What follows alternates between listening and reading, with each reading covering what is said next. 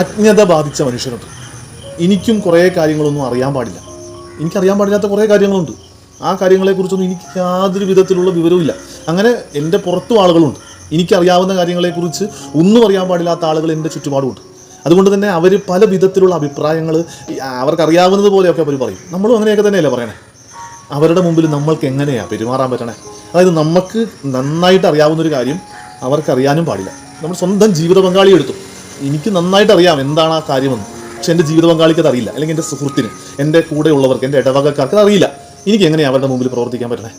ഇത് അവരെ എങ്ങനെയെങ്കിലും പറഞ്ഞങ്ങോട്ട് മനസ്സിലാക്കിച്ചു കൊടുക്കാനായിട്ട് നമ്മൾ പലപ്പോഴും വിഫലമായ പരിശ്രമം നടത്താറുണ്ട്. ചിലപ്പോൾ ചില സാഹചര്യങ്ങളൊന്നും നടക്കാറില്ല, ചില സമയത്തൊക്കെ നടക്കാറുണ്ട് കേട്ടോ. നമുക്കത് ഒന്ന് പറഞ്ഞു നോക്കാം. പറഞ്ഞു നോക്കിയിട്ട് നടക്കണില്ലെങ്കിൽ അത് വിട്ട് കളയണം നല്ലത്.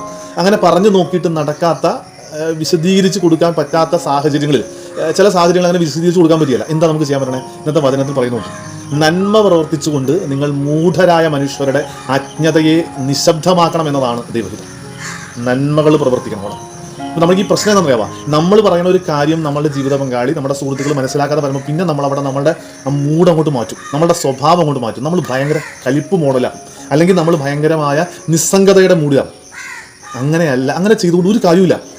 ചിലപ്പോൾ നമുക്കറിയാവുന്ന പല കാര്യങ്ങളും നമ്മുടെ കൂടെ ഉള്ളവർക്ക് അറിയാൻ പാടില്ലായിരിക്കാം. പക്ഷെ അവിടെയൊക്കെ നന്മ പ്രവർത്തിച്ചുകൊണ്ട്, മൂഢരെന്നൊക്കെ വചനത്തിൽ പറഞ്ഞു വയ്ക്കുന്നുണ്ട്, നിങ്ങൾ മൂഢരായ മനുഷ്യരുടെ അജ്ഞതയെ നിശബ്ദമാക്കണം. ശരിക്കും അവരുടെ അജ്ഞതയുടെ ലോകത്തിൽ ജീവിക്കുമ്പോൾ ഒരു മൂഢർ തന്നെയാണ്.